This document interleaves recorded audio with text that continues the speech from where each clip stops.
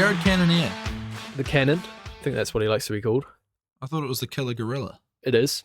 But I think that was a big missed opportunity for him to incorporate some Jared the Cannon Cannonier. Or like, I don't know, Cannonier General or something. Jared. Cool. Something. Fighting Nasruddin Imamov. Jared something. What could it have been in between his first and last name that would have been cool? Like the Cannonier, like Jared the Cannonier. What's a model of cannon? Can we look up World War II cannon name?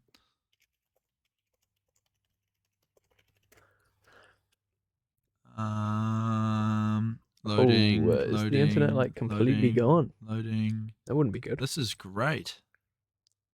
We are connected. This is cool, man. Do you know what?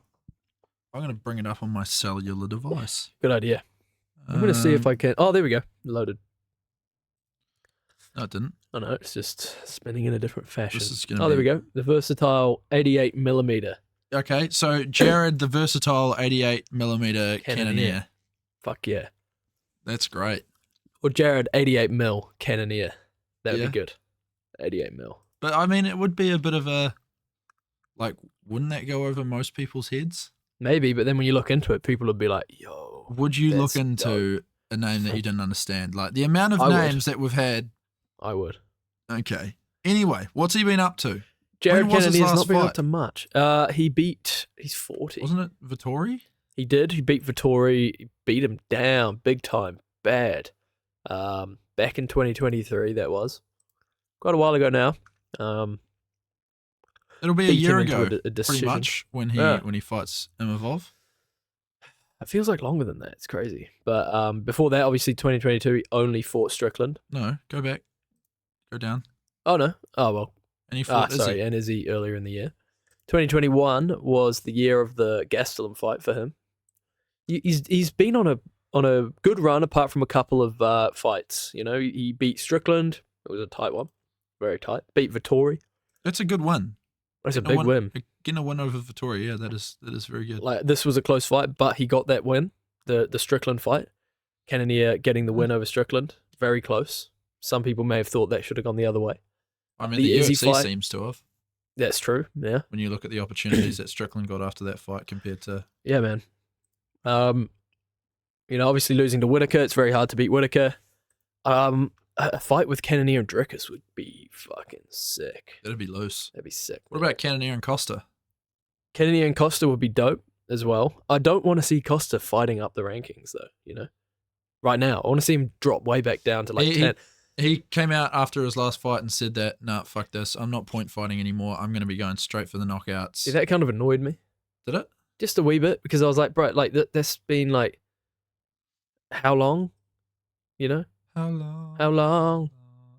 Do you know what I mean, though? Like, why have you been waiting? What's been going on? There must be something stopping you. Well, I think you should know you're losing. Once he got to that fight against Izzy and got absolutely dealt to, since then he has looked like he's been trying to like point fight his way to victory and get his way back in title contention, especially with the fights that he's been taking. Like he took, what has he taken since then? Who did he fight after Izzy? Vittori. And didn't he lose? He did. Yeah, so he lost to Vittori. Then he fought Rockhold? Yes. Yep. Beat Rockhold. Then he fought Whittaker. And lost. Lost. A close fight. Very close fight. But he did look like he was point fighting.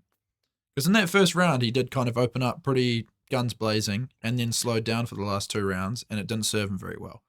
And then this fight against Strickland, where we all know what happened. He got Strickland. He got Stricklanded, yeah. But going back to Jared Cannonier, the gorilla, the killer gorilla, important distinction there. He's fighting Nasruddin Imamov this weekend, who's been on a pretty good little streak of his own. A Frenchman. Frenchman, yet to wave the white flag.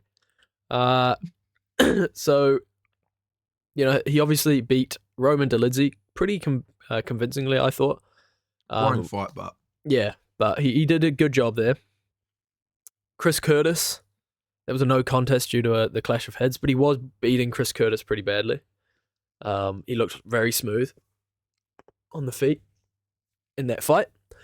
And then obviously the loss to Sean, that was relatively close fight, if my memory doesn't serve me incorrectly. Can you remember that? Well, that was the first fight of the year in 2023, right after Sean had fought Cannonier less than a month prior. Yeah.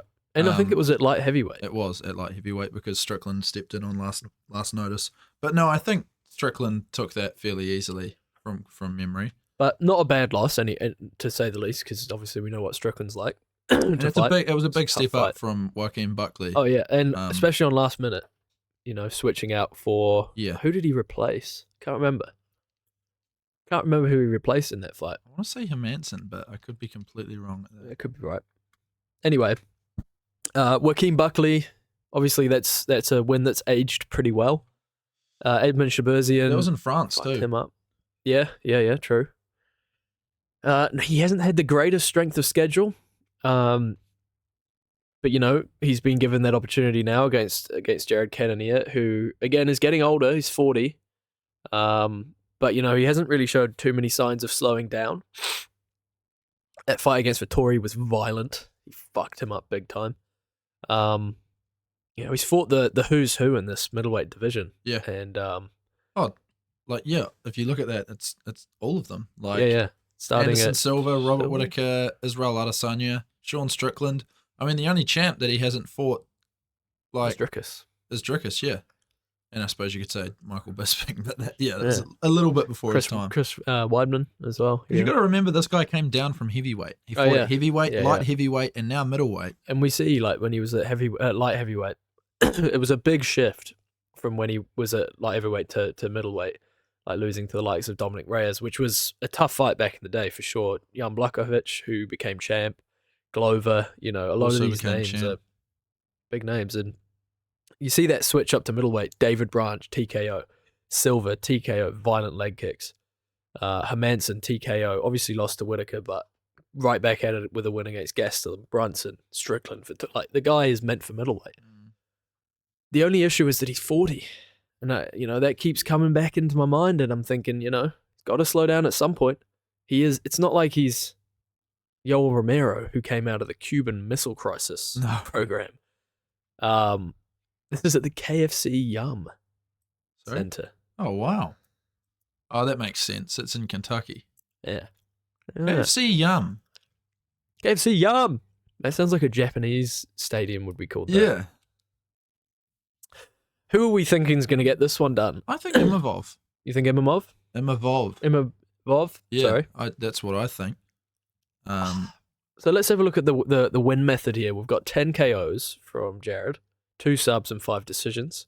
He's been knocked out twice and decisioned 4 times. If we look at Nasruddin Imamov, sorry, it's my fucking bunged upness. He's obviously won 5 times by KO, 4 submissions, 4 decisions, pretty evenly spread.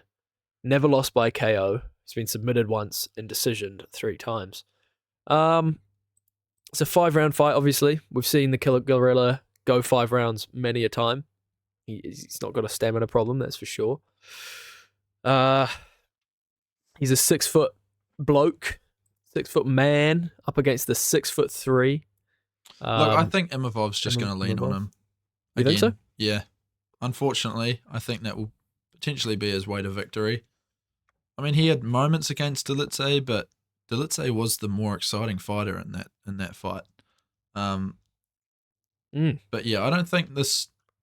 it has the potential to be an absolute banger, but I just get the feeling it's not going to be. Fair enough. Like you say, Cannonier's got to slow down at some point. He turned 40 this year. That is never a good aging point for any mixed martial artist. That's true. And Imavov is in the prime of his life. He's 29. He's coming off a fairly decent win, nonetheless. How the fight went, but yeah, I just feel like that's how it's going to go down. I don't have much else to say. That's fair enough. I think I'm going to go the opposite. I'm going to say Jared's going to land big shots, and it's kind of going to put off Imavov because he's mad powerful. Like we saw in the Vettori fight, he stung him so many times with huge shots, and it just kind of put him off. I think we're going to see the return of the fucking Killer Gorilla this time, and we're going to see him win a decision or maybe get a finish late on in the fight. And I think he's going to make it look pretty dominant. Yep. I just think he's going to land bombs, and Imavov's going to be like, nah, fuck that. I'm out. And then we're going to see Jared Cannonier go into a title contention bout, hopefully, because he deserves it. He's 40.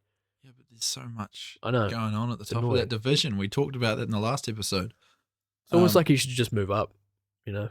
Again, just go back to like, I Go suppose light the heavyweight. competition has kind of gone a little bit down the toilet since he left.